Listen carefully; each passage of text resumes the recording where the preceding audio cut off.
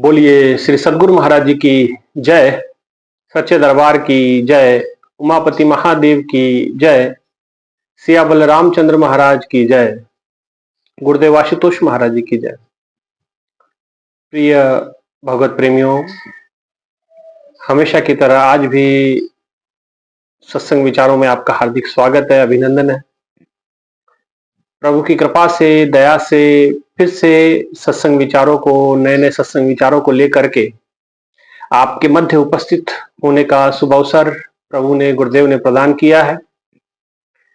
गुरुदेव की एक असीम कृपा है कि आपको नियमित ऐसे प्रेरणा भरे प्रसंग, प्रेरणा भरे सत्संग, प्रेरणा भरे विचार आपको मिलते रहते हैं, और ताकि आपके जीवन का जो आध्यात्मिक, अपने जीवन का लाभ आप ले सके, अपने जीवन का उत्कर्ष उत्थान कर सकें, अपने जीवन को सुंदर और अपने जीवन को ईश्वर के अनुरूप आप ढाल सकें। भाइयों बहनों, आज भी कुछ सत्संग विचारों पे, सत्संग प्रवचनों पे आपको आज विचार करना है। हम सब आज विचारों पे चिंतन करेंगे। इंसान की जिंदगी बड़ी अद्भुत जिंदगी है। जो चीज इसके पास होती है उसको कीमत नहीं होती, और जो चीज इसके पास नहीं होती, जो वस्तु इसके पास नहीं होती, तो उसके लिए दिन रात प्रयासरत रहता है। जैसे एक व्यक्ति है, उस व्यक्ति के पास अगर गाड़ी नहीं है, कार नहीं है, वो दिन भर छटपटाता है, परेशान रहता है कि यार कहीं किसी तरीके से गाड़ी आ जाए, कार ले लिया जाए। कार आ जाएगी, कुछ समय में उसका मन भर जाता है, अब उससे कुछ आगे सोचने की वो कोशिश करता है।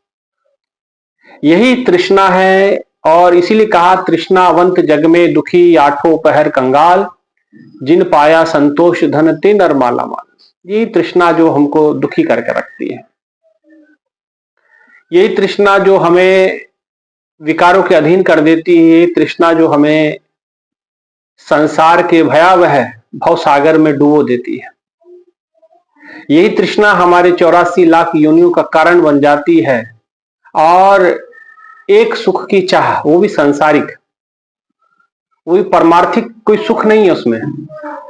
सांसारिक सुख को प्राप्त करके हम चाहते हैं कि हम अपने जीवन को सुखमय कर लेंगे, सुंदर कर लेंगे, या अपने जीवन को बड़ा महान बना लेंगे। तो ये हमारी अज्ञानता है, ये हमारी अज्ञानता का, और ये हमारी अज्ञानता ही हमारे दुख का कारण है, हमारे मूल समस्या का कारण है। इसीलिए भाइयों बहनों, हमें चाहिए कि हमें अपनी तृष्णाओं का त्याग करें।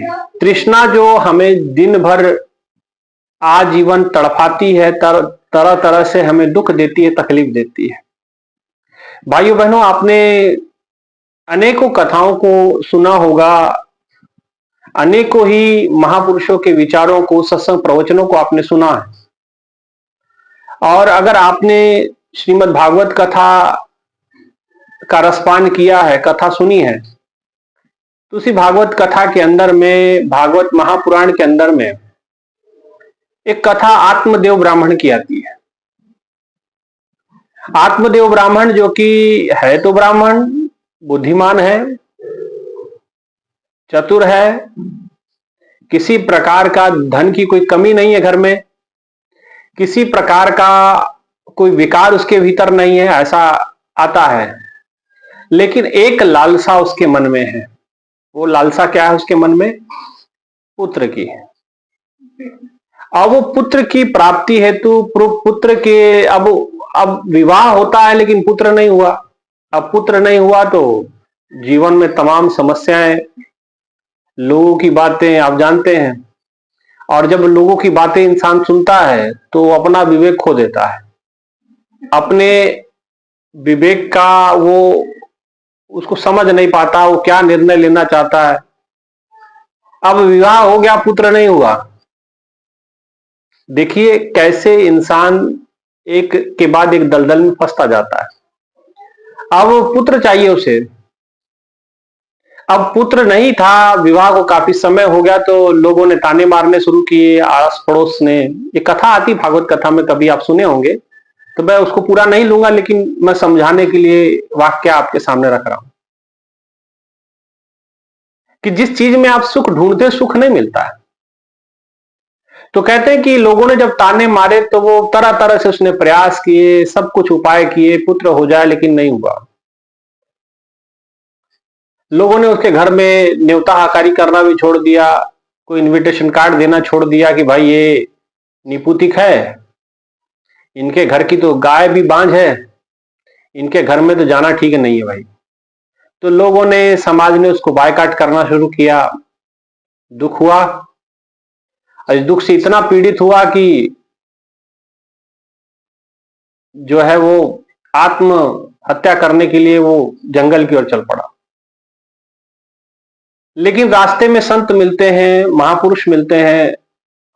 संतों का काम मोटिवेट करना है, संतों का काम रोशनी दिखाना है, संतों का काम प्रभु की ओर मुड़ना है। संतों ने उसे रोका कि महाराज, आप ब्राह्मण परिवार में हैं और इतने महान कुल में उत्पन्न होने के बाद भी आपके भीतर जो है इस प्रकार के भाव आ गए। पुत्र उत्र से कुछ नहीं होता है। आप प्रभु की भक्ति करें, आप बंदगी करें, प्रभु को प्राप्त करें, प्रभु को जीवन में महत्व दें। प्रभु सबके लिए सब कुछ बन जाते हैं। वो पुत्र भी है, तमेव माता च पिता तमेव, तमेव बंधु च सखा तमेव। वो तुम्हारे पिता भी बन जाएंगे, माता भी बन जाएंगे, आपके पुत्र बंधु सखा सब कुछ वो बन सकते हैं। आप ऐसा भाव तो उत्पन्न करें। उन्होंने कहा महाराज, मैं आपके ज्ञान का सम्मान करता हूं, लेकिन मुझे पुत्र चाहिए, मुझे देना ही है तो कुछ ऐसा आशीर्वाद दीजिए कि मुझे पुत्र प्राप्त हो, नहीं तो मुझे मरने दीजिए। संतों ने कहा कि भाई एक ऐसी बात है, अगर कुछ मांगना ही है तो कुछ सांसारिक वस्तु क्यों मांगते हो? ऐसा मांगो कि मांगना हर जस प्रभुते मांगना। अगर मांगना ही है तो प्रभु का जस मांगिए, मांगना ही है तो प्रभु की भक्ति मांगिए। केवट ने भक्ति मांगी, भगवान ने अभिचल भक्ति का वरदान केवट को दिया। शबरी ने प्रभु श्री राम से मांगा, एक बात मांगी, एक वस्तु मांगी कि जब से मेरे गुरुदेव मतंग ऋषि जी इस धरती धरा से अपने परम धाम को चले गए हैं, तब से मैंने सत्संग नहीं सुना है। प्रभु मुझे सत्संग सुनाओ, मुझे प्रभु कथा सुनाओ। मुझे तो भगवान ने नवदा भक्ति का उपदेश उसको दिया। मांगना है तो हर जस प्रभुते मांगना। प्रभु का जस मांगा है, प्रभु की कीर्ति मांगी, प्रभु की भक्ति मांगी, गुरु के चरणों की सेवा मांगी। अरे तुम भी मांगो, पंडित हो, विद्वान हो, समस्त शास्त्रों का ज्ञान रखते हो, फिर ऐसी बात करते हो अज्ञानता। और कहते कि यही होता है कि इंसान इतना अधीन हो जाता है कि उसके आगे उसको किसी चीज प्रकार की समझ नहीं रह जाती है और अपनी जरूरत ही सर्वोपरि लगती है। उसे लगता है कि ये मांग लूंगा तो मुझे सर्वस्व स्वर्ग मिल जाएगा। तो भगवान ने, संतों ने बड़ा समझाया। उन्होंने कहा महाराज, आप दे सकते हैं तो कुछ ऐसा आशीर्वाद दे कि मेरे घर पुत्र हो जाए, नहीं तो मुझे मरने दीजिए। संतों ने कहा हम अपने सामने तो नहीं ये पाप होने देंगे। ठीक है, फिर भी एक विचार कर लो, तुम्हें भगवान चाहिए कि पुत्र चाहिए? बोले नहीं नहीं, मुझे पुत्र चाहिए, मुझे जीना हराम कर दिया है लोगों ने, मुझे पुत्र चाहिए। तो संतों ने अपने कृपा से अपने पास जो उनके पास थैला झोला था उसमें से एक फल निकाला और फल वो आत्मदेव जी को दिया और कहा कि पंडित जी आप ये फल को ले जाएं और अपनी पत्नी को खिला दें, समय आने पे आपके घर में पुत्र रत्न प्राप्त होगा, जाओ हम आशीर्वाद देते हैं। और कहते कि आत्मदेव ने कहा कि महाराज ये, बोले हाँ ये संतों के वचन है, संत वचन पलटे नहीं, पलट जाए ब्रह्मांड। संतों का वचन नहीं पलटता, ब्रह्मांड जाए पलट जाए, लेकिन जो हमने कह दिया वो होगा। इसलिए आप आत्महत्या का, जो आप हत्या करने जा रहे हैं इसका विचार त्यागिए और ये फल लेके जाइए और अपनी पत्नी को खिला दीजिएगा, समय आने पे उनको पुत्र रत्न की प्राप्ति होगी, जाइए। और कहते हैं कि संतों का आशीर्वाद लेकर के आत्मदेव अपने घर की ओर बढ़े। घर में उसकी पत्नी धुंधली, पति का नाम आत्मदेव, पत्नी का नाम धुंधली। अब धुंधली आप समझ सकते हैं, जिसको धुंधला दिखाई देता हो, जो दूर तक देख ना सकता हो। तो कहते हैं ना कि भाई दूर तक नहीं दिखला, धुंधला धुंधला दिखाई दे रहा था। धुंधला का अर्थ होता है कि भाई स्पष्ट चित्र नहीं नजर आ रहे हैं, तो उसे हम धुंधला कहते हैं। अब वो धुंधली थी, नाम का प्रभाव था उसके ऊपर, जैसा नाम वैसा चरित्र था। अब धुंधली ने बड़ा कहा कि देखो, अब ये जो है, आकर के उसके पति ने कहा कि देखो भाग्यवान, ये जो फल मिला है इसको खा लो, और खाने के बाद तुम्हें पुत्र रत्न की प्राप्ति हो जाएगी, और पुत्र प्राप्त हो जाएगा, और पुत्र से हमारे घर में खुशियां बहारें सब आ जाएगी। हमारे माथे पे लगा कलंक, तुम्हारे माथे पे लगा कलंक ये मिट जाएगा। निसंतान होने का जो बोझ हम लेकर के चल रहे हैं, ये बोझ हमारे सर से हटता रहेगा, कलंक हट जाएगा। आत्मदेव ने कहा तो अब लेकिन धुंधली को कुछ और ही चाहिए था। धुंधली को अपने पुत्र से या उसके घर में पुत्र हो, ऐसी कोई मनसा उसके भीतर नहीं थी। और संसारी आत्मदेव जहां ईश्वर की भक्ति में संलग्न रहते थे, थोड़ा बहुत आत्मा का चिंतन था, वो उससे बिल्कुल विपरीत थी। धुंधली नाम के अनुरूप उसका कार्य था। उसको अपने देह से ज्यादा प्रेम था। उसने सोचा कि मैं अगर ये फल खा लूंगी, मेरे पेट में बच्चा आएगा, मुझे कितने समय परहेज करना पड़ेगा, किस प्रकार से रहना पड़ेगा, पेट मेरा इतना बड़ा हो जाएगा, मैं कहीं जा नहीं पाऊंगी, मनपसंद भोजन नहीं पका पाऊंगी, और मेरी सुंदरता बिगड़ेगी वो अलग। तो वो इस प्रकार की सोच रखी। उसने अपनी बहन को बुलाया और कहा कि देखो, इस प्रकार से अभी आत्मदेव जी, ये जो मेरे पति देव हैं, ये फल लेकर के आए, कहे कि इसको खाओ, और इसको खाने के बाद तुम्हें पुत्र हो जाएगा, और मैं पुत्र नहीं चाहती। उसकी जो बहन थी वो थोड़ा गरीब घर से थी। उसने कहा कि मुझे धन की आवश्यकता है, और मैं अभी गर्भ से हूं, तो आप एक काम करें, आप फल ना खाएं, मैं अपना पुत्र जब मुझे संतान होगी, मैं आपको दे दूंगी, इसके एवज में तुम मुझे धन दे देना, मेरी गरीबी जाती रहेगी। और अब आपके पति देव को अब कैसे समझाएंगे? तो बोले कि पति ऐसा है कि तुम उनके सामने अभिनय करना, पेट पे कुछ कपड़ा कुछ किस प्रकार से लपेट लेना कि लगे कि तुम गर्भवती हो चुकी हो। धुंधली को बात समझ आई। उसने कहा ठीक है। बोले इस फल का क्या करें? बोले कि अब इस खाने से बच्चा होगा, चलिए महात्मा जी की परीक्षा कर लेते हैं, आंगन में खड़ी गाय को खिला देते हैं, इसको भी बेचारी काफी समय से बांझ है, इसको भी कोई बच्चा नहीं हो रहा है, बछड़ा नहीं हो रहा है, परख लेंगे कि इस फल में दम भी है कि नहीं है। और कहते कि वो उन लोगों ने वो फल जो था, जो संतों ने दिया था आत्मदेव को, वो फल आंगन में खड़ी गाय को खिला दिया। समय बीतता चला। कुछ समय के बाद उसकी बहन ने एक बालक को जन्म दिया, और वो बालक को जन्म दे करके तुरंत उसके पास लेते आई, और इस बात की कानों कान खबर आत्मदेव को नहीं होने दी। और आत्मदेव भी इसी में मग्न रहे कि मेरी पत्नी तो गर्भवती है। जैसा जैसा वो कहती रहे वैसा वैसा वो करता रहा।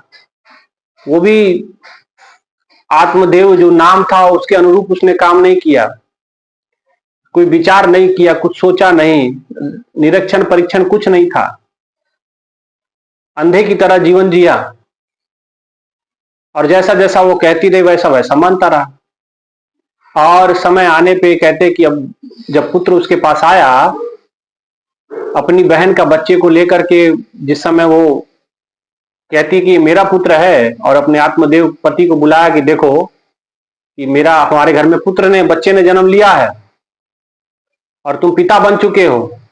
आत्मदेव ने संतों के चरणों में प्रणाम किया, प्रभु के चरणों में बार बार नमन करने लगे। प्रभु आपकी बड़ी कृपा हुई, आपकी बड़ी दया है कि आपकी कृपा से, आपकी दया से मुझे पुत्र रत्न की प्राप्ति हो गई है, मुझे संतान की प्राप्ति हो गई, आपका सत सत नमन है। और कहते कुछ समय बीता, नामकरण की बात आई। तो आत्मदेव ने कहा कि देखो मेरा नाम आत्मदेव है, तो पुत्र के नाम मैं ही रख देता हूं, आत्मबोध रख देता हूं। अब नाम का ही बड़ा प्रभाव होता है। उसने कहा कि नहीं नहीं, कोई आत्मदेव आत्मबोध नाम नहीं रखा जाएगा इसका। धुंधली ने कहा इसका नाम मैं रखूंगी, अगर मैं धुंधली हूं तो ये धुंधकारी होगा। और कहते कि वो जो फल जो दिया था गाय को, कुछ समय के बाद कुछ इतिहासकार इस प्रकार से बताते हैं कि जैसे 3 माह के बाद, धुंधकारी के जन्म के 3 माह बाद, उनके घर के आंगन में जो गाय थी, गाय माता थी, गौ माता थी, उसके ने भी एक बच्चे को जन्म दिया। वो हूबहू बच्चों की तरह था, एक इंसानी बच्चा था, लेकिन कान उसके लंबे थे, गाय की तरह कान थे। बाकी पूरा शरीर एक पुत्र की तरह, जैसे एक साधारण बालक होता उसके तरह था। तो बड़ा कौतुक हुआ और सब लोग देखने के लिए आए, और सारा गांव अचंभित था कि आज आत्मदेव पे बहुत बड़ी कृपा हुई है। इसके घर में तो गाय भी बांझ थी, लेकिन देखो संतों का आशीर्वाद मिला है, पुत्र तो पुत्र प्राप्त हुआ है, गाय ने भी पुत्र को जन्म दिया है। और उस बालक का, जो गाय ने बालक को जन्म दिया था, उसका नाम गोकर्ण रख दिया गया। कान लंबे थे, लेकिन वो शुरू से ही प्रभु भक्त था, भगवान की भक्ति साधना करना उसका दिनचर्या थी। लेकिन इसके विपरीत जो धुंधली का पुत्र था, उसका नाम धुंधकारी रखा गया। अब नाम का प्रभाव यथावत उसके ऊपर पड़ा। ये तो धुंधली थी, उसका पुत्र धुंधकारी बना, महापातकी बना, महापापी, निर्लजता की सारी हदें उसने पार की। और बचपन में ही बच्चों को मार करके, वो मार पीट करके कुएं में फेंक देता, कभी उल्टा लटका देता, कभी कुछ करता। लेकिन इसके विपरीत गोकर्ण जी प्रभु के भक्तों के सानिध्य में बैठते, संतों के पास जाते, संतों का सानिध्य करते, प्रभु की कथा वार्ता करते। और जो भक्त के सारे गुण होने चाहिए, वो सारे गुण धुंधकारी जी के अंदर नहीं थे, वो गोकर्ण में थे। और धुंधकारी बड़ा हुआ, समय बढ़ा, आगे बढ़ा, उम्र बढ़ी, यौवन अवस्था आई, यौवन में विकार हावी हुए, परस्त्री गमन करने लगा, वैश्याओं के पास जाने लगा। ये देख करके आत्मदेव को बड़ी ग्लानि हुई, संतों की बात याद आई। संतों ने कहा था कि मांगना मांगना है तो प्रभु को मांग लो, हर जस प्रभु ते मांगना। आज उसको देख करके वो बड़ा दुख हुआ उनको, और वो वहां से चले जाते हैं। और गोकर्ण जी के सानिध्य में रह करके वो अपने जीवन के परम लक्ष्य को प्राप्त करते हैं। बड़ा उनको धक्का उनके जीवन में लगा कि भाई कैसा पुत्र हमारे पास आ गया। प्रभु से पुत्र मांगा था, लेकिन इस प्रकार का। और ये जीवन के शुरू में समझ नहीं आती इंसान को। इसलिए संतों ने कहा, कोई आए तो बेटा मांगे भेंट रुपया दीजिए जी, भगवान के पास। और यही आज के समय की स्थिति भी है। लोग भगवान के पास जाके भगवान को नहीं मांगते, बेटा चाहिए उनको। क्या संतान से सुख मिल सकता है? हर व्यक्ति को अपना सुख, अपना दुख आपके अपने कर्मों पे निर्धारित होता है। हाँ, आप अपने सुख की अपेक्षा अपने पुत्र से, बच्चों से जोड़ते हैं, तो ये आप अपने ही दुख को बढ़ा लेते हैं। आप संतान से कभी किसी को सुख नहीं मिलता है। अपना सुख दुख अपना होता है, अपने कर्मों का होता है। लेकिन हम सोचते हैं कि संतान मिल जाएगी तो हमें सुख मिलेगी, असीम शांति मिलेगी। ऐसा नहीं है। और केवल भागवत कथा में ये धुंधकारी की चर्चा नहीं है, ऐसी अनेकों चर्चाएं आपको अनेकों धार्मिक ग्रंथों में मिल जाएंगी, अनेकों धार्मिक ग्रंथों में। अब आप कहोगे कैसी धार्मिक ग्रंथ? आप अगर महाभारत पढ़ते हैं तो उसमें भी जो गुरु द्रोणाचार्य जी थे, उनके पुत्र अश्वत्थामा की कथा आपने वो सुनी होगी। वो भी पुत्र के मुंह में फंसे और धर्म करने चले थे। और दुर्योधन की और 100 पुत्र थे, गांधारी के और धृतराष्ट्र के। वो भी पुत्र मोह में अधीन होकर के गलत पे गलत हरकत करते रहे, गलत पे गलत डिसीजन करते रहे, गलत पे गलत निर्णय करते रहे और अपने जीवन को एक ऐसे दुखद अंत उन्होंने किया अपना, अपने जीवन को दुखों से भर लिया, कभी ना मिटने वाला दुख उन्होंने पा लिया। आज धुंधकारी के साथ भी ऐसा है। जिस मां ने जैसी उसकी वृत्ति थी और वही गुण उसके भीतर आए, धुंधली, धुंधकारी, और उसी कारण वो कुएं में कूद करके उसने आत्महत्या की। और इसने जब माता पिता घर में नहीं रहे तो भाइयों बहनों वैश्याओं को ला करके अपने घर में रख लिया, और उन्हीं वैश्याओं ने जब इसका सारा शोषण कर लिया, सारा कुछ धन का अधिग्रहण कर लिया, सारा कुछ ले लिया, तो एक दिन मार के धुंधकारी को उसी के घर के अंदर दबा दिया उन्होंने। ये होता है। मांगा क्या संतों से? पुत्र मांगा, लेकिन अंतोगत्वा क्या हुआ? अगर यही भगवान का जस मांग लेते, यही प्रभु की भक्ति मांग लेते तो क्या होता? और भाइयों कहीं अब आपको इस कथा पे विचार करना है। कथा में और भी बड़ी बातें उसके अंदर आती है, लेकिन कहीं आपके साथ तो ये घटना नहीं है।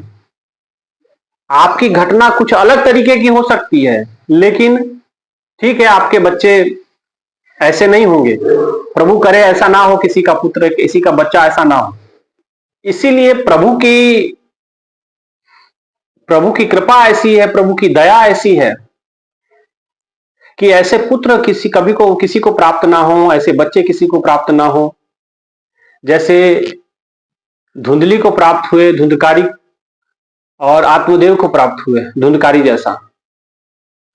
अब विचार आपको करना है कि आप भी मंदिर जाते हैं, आप भी संतों के पास जाते हैं, महापुरुषों के पास जाते हैं, आप भी उनसे ये ना मांगे, संसारिक वस्तु ना मांगे कि कोई कोई दौलत मांग लेता है, कोई पद प्रतिष्ठा मांग लेता है, कोई कुछ मांगता है, कोई कुछ मांगता है। नहीं भाई बहन, हमें ये सब वस्तुएं नहीं मांगनी। हम संतों के पास जाएं, संतों के पास जाके प्रभु की भक्ति मांगे, प्रभु का ज्ञान मांगे, प्रभु के चरणों में वैराग मांगे, अनुराग मांगे, प्रभु का जस गाने की क्षमता हमारी जिह्वा को प्राप्त हो, ऐसा मांगे। कोई छोटी चीज ना मांगे। पुत्र प्राप्त कर लेना, ये तो अपने कर्मों में होगा तो मिल जाएगा। कई लोग कहते हैं कि पुत्र नहीं मिलेगा तो कुल कैसे आगे बढ़ेगा। भाइयों बहनों, कुल को आगे बढ़ा के क्या करना है? आपका जीवन है, आपका जीवन सुंदर बने, आपके जीवन से प्रेरणा ले। ऐसे कुल द्रोही को पैदा करके क्या फायदा? क्या उसको जन्म देके क्या लाभ जो आपके घर में जन्मे और आपके कुल कलंकित कर दे? मीराबाई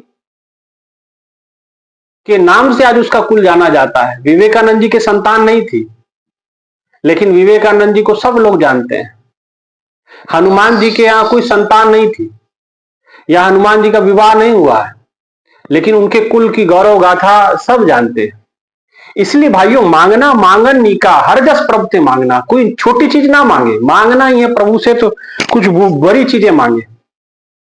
हर जस प्रभु से मांगना। क्या मांगना है? प्रभु से जस मांगना है, प्रभु से कीर्ति मांगनी है। कौन सी कीर्ति? तेरी गुणगान गा सके, तेरी महिमा गा सके, तेरी महिमा को गाने का सौभाग्य हमें प्रदान हो, तेरी महिमा को हम लोगों तक पहुंचा सके, ये प्रभु से मांगना होता है। संसार की वस्तु थोड़ी मांगनी होती। कोई आए तो बेटा, कबीरदास इसलिए तो कहें, कोई आए तो बेटा मांगे, भेंट रुपया दीजिए जी। कोई रचाए ब्याह सगाइयां, संत गुसैया रीचे जी। कोई आए तो दुख का हमारा, हम पर कृपा कीजिए जी। कोई रचाए ब्याह सगाइयां, हम पर कृपा कीजिए जी।